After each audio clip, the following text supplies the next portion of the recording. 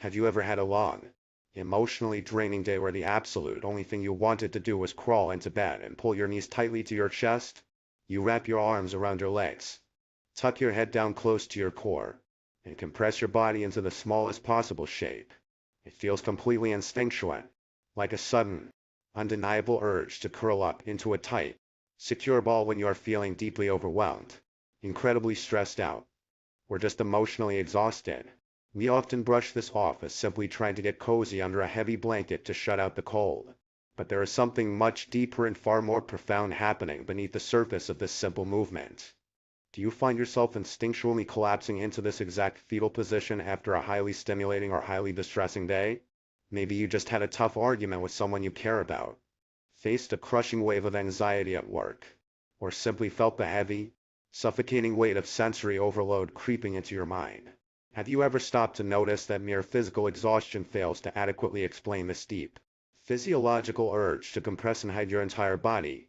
Your arms and legs might not even be tired from physical labor, yet your entire physical form is desperately trying to fold inward. It is almost as if your body is physically trying to make you invisible to the overwhelming demands of the outside world around you. If you are like most adults who are operating in today's high-stress environments, this sudden postural regression is not a rare or isolated occurrence. You are certainly not alone in doing this. And it is much more than just a quirky little habit you do before falling asleep. Psychological and statistical data on our somatic responses indicates that curling into the fetal position is actually a highly frequent, completely automatic biological reaction to sensory overload and acute emotional distress. It is a brilliant protective mechanism that is deeply wired into the very core of your nervous system. When the outside world becomes too loud, too demanding, or simply too painful to process, your physical body completely bypasses your rational adult logic and simply takes over to protect you. We often operate under the completely understandable misconception that this curling up is nothing more than a simple matter of physical preference. You might tell yourself that it is just a cozy way to fall asleep, a comfortable habit you have always kept, reaching over the cats, or merely a mundane method to rest your tired muscles after a long day of working, running errands, or sitting hunched over a desk. When a partner or loved one asks why you are scrunched up so tightly at the very edge of the bed, you probably just shrug and say you are feeling a little cold or that your stomach aches. It is so incredibly easy to rationalize this shape as a meaningless, everyday physical quirk because admitting the alternative requires us to look much deeper into our own painful emotional history. But the truth is, this specific posture is rarely just about finding physical comfort or trapping body heat under the covers. It is actually a profound, involuntary somatic mechanism for physical boundary construction. When you pull your knees tightly to your chest and tuck your chin down, your body is actively building a literal flesh and bone wall between your most vital, sensitive organs and the perceived emotional threats of the outside world. For so many of us, this intense, desperate need for physical containment is directly linked to hiding unresolved childhood trauma, lingering emotional neglect, and severe nervous system dysregulation that we still carry with us every single day. If you grew up in an environment where you often felt unsafe, unseen, or chronically overwhelmed by the adults around you, your developing brain learned that making yourself as small as possible was the only reliable way to survive the chaos. Now, as an adult facing modern stresses, your body remembers that ancient survival tactic. We are going to explore the precise neurological and psychological mechanisms behind why your body still instinctively bypasses your mature, rational cognition and forcefully reverts you to your earliest, most vulnerable developmental posture. Understanding this hidden, silent language of your nervous system is the first crucial step toward finally decoding your pain and giving yourself the profound safety you have been searching for all these years. Think about what happens right after a difficult moment. Maybe you had a minor disagreement with a coworker or a friend, leaving you feeling unexpectedly rejected and small. You feel a sudden, magnetic pull toward your bedroom, retreat under a heavy blanket, and instantly curl into a tight ball. This is what we call your biological shield. A normal, healthy baseline for resting involves loose limbs and an open, expansive posture, signaling to your brain that your environment is entirely secure. The fetal position, in stark contrast, is an active, urgent defensive mobilization.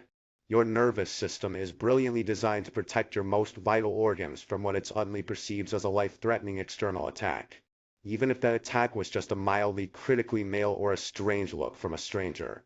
Sometimes this behavior escalates far beyond just seeking a bit of casual comfort after a long day. Have you ever felt this somatic regression completely take over during a moment of acute, breathless anxiety? When deep panic sets in and the room feels like it is spinning, curling up is not a conscious choice.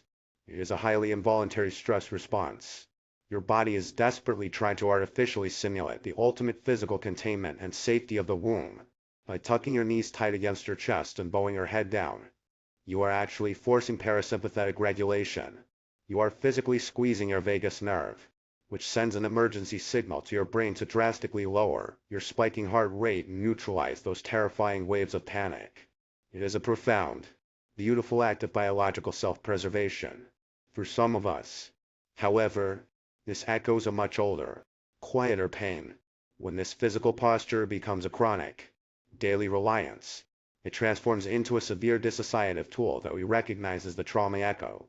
If you find yourself curling up tightly every single night just to feel remotely okay, you are likely using extreme physical compression to self-soothe deep-seated abandonment triggers or profound emotional neglect experience during your earliest developmental stages, when there was no warm, safe adult to hold you and help regulate your terrified little nervous system.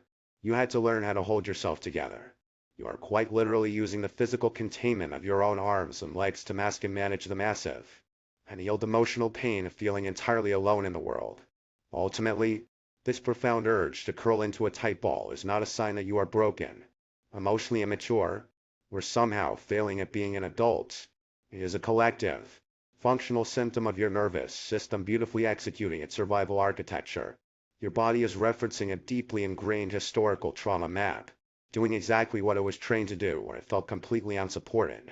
You are not weak for needing this posture. You are simply witnessing an echo of a time when making yourself small was the absolute only way to endure the overwhelming weight of your environment. Now that we understand this hidden physiological mechanism, we can look at that instinct to hide with entirely new eyes.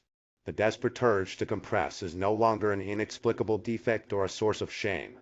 Instead, think of it as a highly predictable, manageable biological signal. It is your internal system flashing a warning light, letting you know that you have reached your absolute maximum emotional capacity. Your body is actively stepping in to protect you when your mind is simply too exhausted to cope. Realizing this completely shifts your relationship with your anxiety. You are not losing control. Your body is actually trying to regain it for you. The next time you feel the magnetic pull to retreat to your bed and pull your knees to your chest, I want you to try something different. Process this somatic reaction by simply observing it without any judgment. Allow yourself to curl up, but as you do, gently acknowledge that this is a trauma response.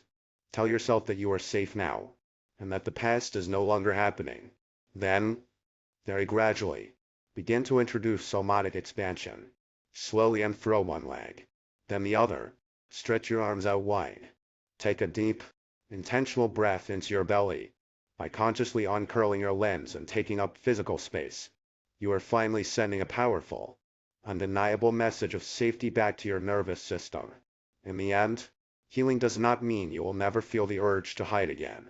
It just means you finally know how to hold your own hand and gently guide yourself back out into the open, knowing you're entirely worthy of taking